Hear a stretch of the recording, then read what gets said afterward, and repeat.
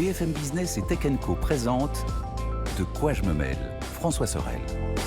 Et voilà notre deuxième partie de ce De quoi je me mêle. On va s'intéresser à tous ceux qui travaillent à distance, donc des télétravailleurs. Et c'est vrai que c'est un mot qui, depuis quelques années maintenant, est rentré dans notre quotidien. Comment bien télétravailler ? Comment techniquement être au top pour pouvoir bosser comme au bureau ou comme à la maison alors qu'on est en déplacement ? Ça peut être pendant des vacances, pendant de longs week-ends qui arrivent là.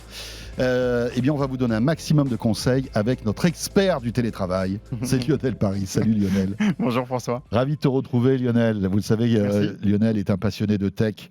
Il aime bien tout ce qui touche au réseau, mais d'une manière générale, tu t'intéresses à tout ce qui est lié à l'informatique et aux nouvelles technologies. Et là, tu es venu avec l'attirail parfait du télétravailleur. C'est ça. C'est dingue. Cette année, on a de la chance, on est gâtés. Ouais, il y a plein de ponts. On a plein de jours fériés. Ouais. Il y en a 5 en avril et en mai, en cumulé. Et donc, ça nous fait des week-ends de 3 jours. Voilà. Alors, on va structurer ce rendez-vous avec différents thèmes. On va peut-être commencer par les écrans, parce que on part avec notre laptop, ok, très bien. Super. Mais aujourd'hui, on est de plus en plus nombreux à vouloir plusieurs écrans quand on bosse. Et c'est vrai que c'est un confort qui est top. C'est vrai que tu fasses de la visioconférence, par exemple, où tu utilises des fichiers Excel qui sont un peu longs ou un peu complets. Alors, c'est vrai que l'écran de 13 ou 14 pouces, très compact, très pratique, très fin à transporter. Mais il y a des moments où on peut avoir besoin d'un deuxième écran. Donc, la question qu'on se pose, c'est OK, comment je fais pour avoir simplement et rapidement accès à un deuxième écran ?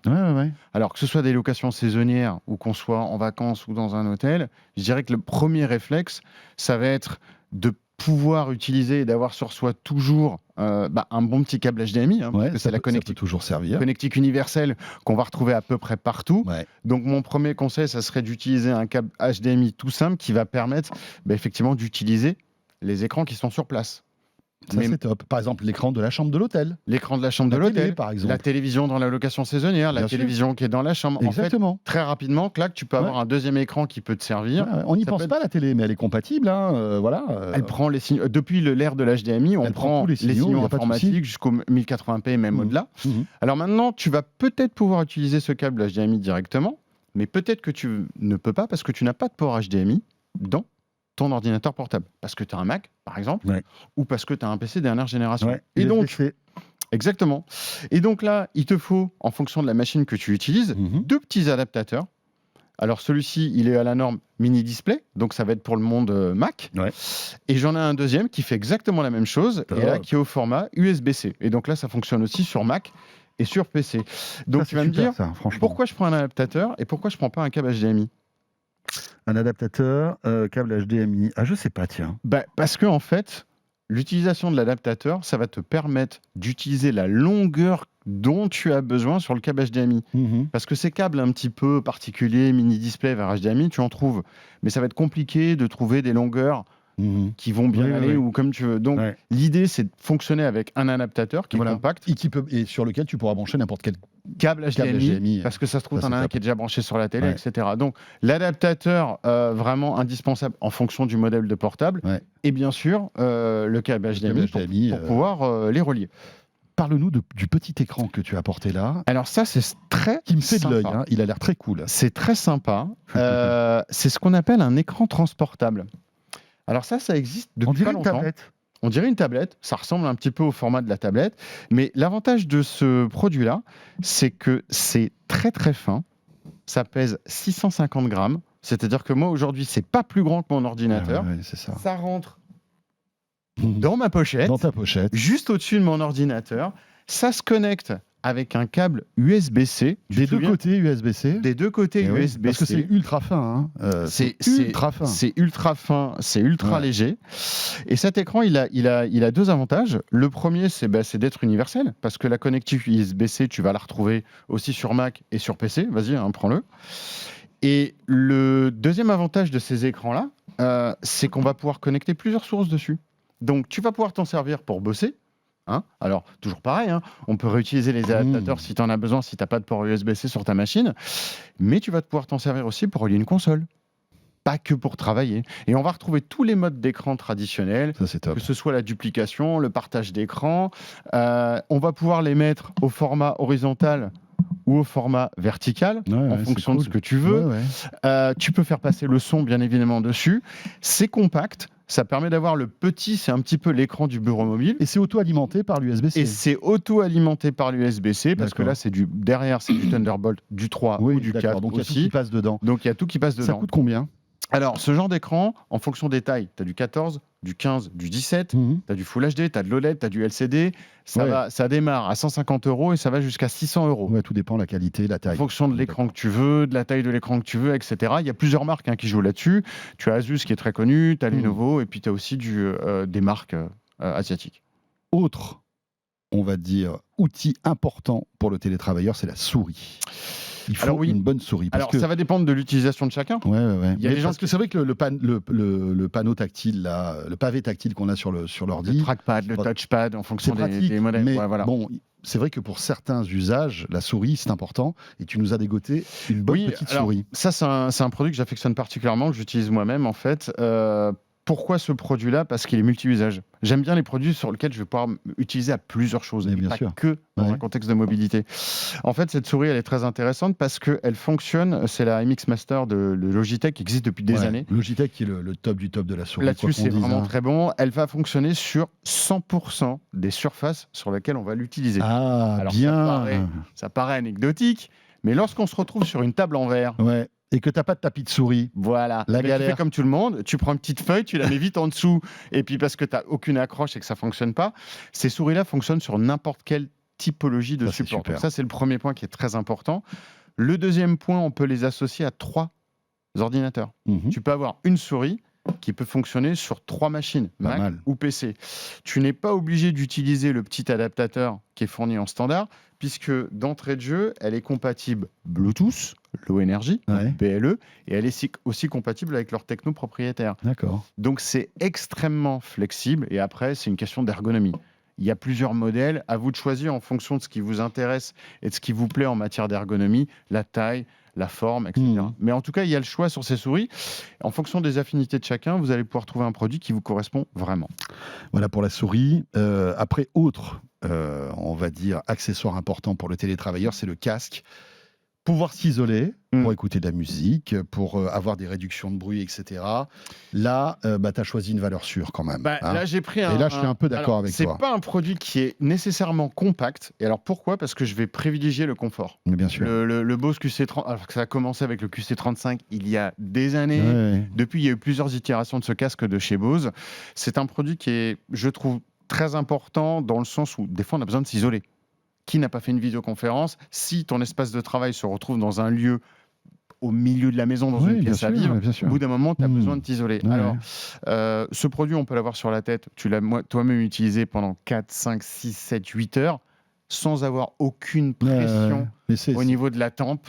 Enfin, c'est magnifique, c'est un produit qui existe depuis des années. Ils l'ont rafraîchi, il y a le QC45, il y a le QC45 SE. Ça reste une valeur sûre. Réduction de bruit, c'est un plus. Alors, je vais mettre un bémol là-dessus. C'est très efficace. On n'entend pas tout ce qui nous entoure. Par contre, jusqu'au jour où tu vas être dans une pièce où il y a énormément de bruit, et dans la visioconférence, on va te demander de couper ton micro parce que toi, tu es isolé complètement. Mais le micro, lui, n'est pas aussi... capte les bruits environnement et donc finalement, on entend beaucoup de ce qui se passe. Donc voilà, il faut faire attention à ces petits paramètres. Mais je suis d'accord avec toi, le Bose fait vraiment de super produits. Alors après, c'est comme la souris. En fonction de chacun, on peut préférer les intras parce que c'est plus discret. Parce que c'est plus transportable. Moi, en ce moment, j'utilise les QC Buds de Bose, qui sont excellents et qui ont aussi un système de réduction de bruit qui est très efficace. Voilà. Et surtout une très bonne qualité sonore. Et on avait oublié sur les écrans un autre petit détail. Si vous n'êtes pas dans une location, mais que vous êtes dans une résidence secondaire et que vous êtes équipé, le produit indispensable, c'est d'avoir le hub, la docking station. Et oui. Pourquoi ? Parce que cette docking station, elle va pouvoir, à l'aide d'un câble, on en avait parlé ensemble, elle est posée dans un coin, on arrive avec l'ordinateur portable, on pose un seul câble USB-C, on va alimenter l'ordinateur, les écrans, les ports USB, les cartes SD, il y a tout ce qu'il faut. On enchaîne avec le Wi-Fi. Parce que c'est important. Le Wi-Fi, quand on est à la maison, on est sur notre réseau sécurisé, etc. Bon, il n'y a pas de souci. Après, quand on va à l'hôtel, quand on va dans des résidences hôtelières, des choses comme ça, on se connecte à un Wi-Fi ouvert, en quelque sorte. Et quand on télétravaille, bon... Alors, effectivement, on n'est pas tous espions, mais malgré tout, en termes de vie privée, de sécurité, c'est un peu moyen, non ? Qu'est-ce que tu nous conseilles, là ? Moi, je dirais aujourd'hui, d'une manière générale, il faut vraiment éviter d'utiliser les hotspots dits publics, ce qui est contradictoire, parce que finalement, aujourd'hui, on en trouve partout. Mais oui. Alors qu'il y a quelques années, c'était la galère, à chaque fois, on essayait d'accrocher quelque chose, et il n'y avait pas grand-chose. On a toujours ces problèmes de qualité de réseau. Quand on utilise des Wi-Fi publics ou des Wi-Fi d'hôtels ou des Wi-Fi sur des résidences, généralement, il y a forcément à un moment donné un problème de performance. Et quand on veut faire de la visio ou d'autres applications un peu intensives, tu te retrouves très vite limité. Donc il y a ce premier problème de performance. Le deuxième problème que tu vas avoir, c'est la partie sécurité. Il est extrêmement déconseillé d'utiliser aujourd'hui des hotspots publics. Je rappelle que pour la Coupe du Monde de football, la CNIL a très déconseiller l'utilisation de n'importe quel hotspot public dans une zone hors RGPD et dans lequel il n'y a aucun contrôle de rien du tout. Ouais, c'est-à-dire qu'en fait, on peut savoir que tu es connecté et rentrer en fait dans ta connexion sans aucun souci. En fait, il y a une aspiration totale des données, de tes données. Alors, on y va, les mots de passe que tu saisis pour faire tes achats en ligne, le trafic, etc. Donc, il y a vraiment un phénomène de sécurité sur lequel il faut être conscient, au-delà de la partie Sauf peut-être quand performance. tu es en HTTPS, non ? Quand tu es sur ton navigateur et que c'est crypté, non ? Même pas, parce qu'en fait, ce qui va se passer, même si ta session elle est HTTPS, là où ça blesse, c'est sur le point d'accès Wi-Fi. Oui. C'est-à-dire que quand tu es en HTTPS, on ne parle pas de ta connexion Wi-Fi à ce moment-là. On parle de sur quoi tu es connecté derrière.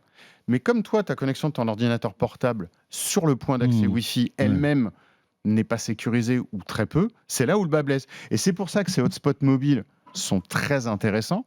Parce que finalement, tu vas t'affranchir de tout ça. Tu ne poses plus de questions, en fait. Oui, et tu te retrouves avec une connexion hyper sécurisée. Tu te retrouves avec ta propre connexion. Hotspot mobile, c'est hotspot 4G, 5G qu'on a déjà évoqué.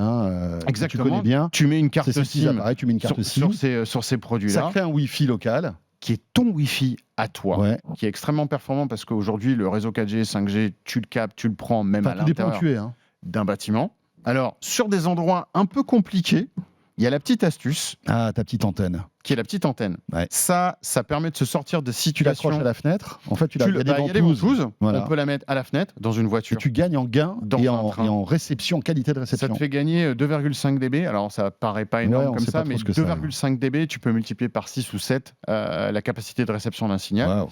Et je te rappelle qu'un hotspot mobile, par rapport à un partage de connexion, ça te permet, dans un endroit difficile, de base, de gagner une barre ou deux. Oui, déjà, parce qu'il y a beaucoup plus d'antennes, etc. Exactement, tu vas avoir une meilleure réception qu'avec un mobile. L'antenne va te sortir de situations compliquées et tu vas pouvoir repartager tout ça avec un Wi-Fi de qualité. Tu es autonome.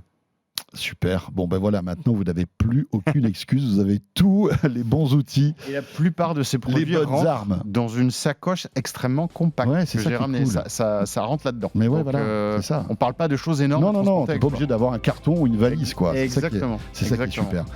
Merci Lionel, franchement c'était super intéressant. Merci François. Et je suis persuadé que beaucoup d'entre vous ont pris des notes. Ce de quoi je me mêle est terminé. D'ici là, portez-vous bien et à très très vite. Salut à tous. De quoi je me mêle sur BFM Business et Tech & Co.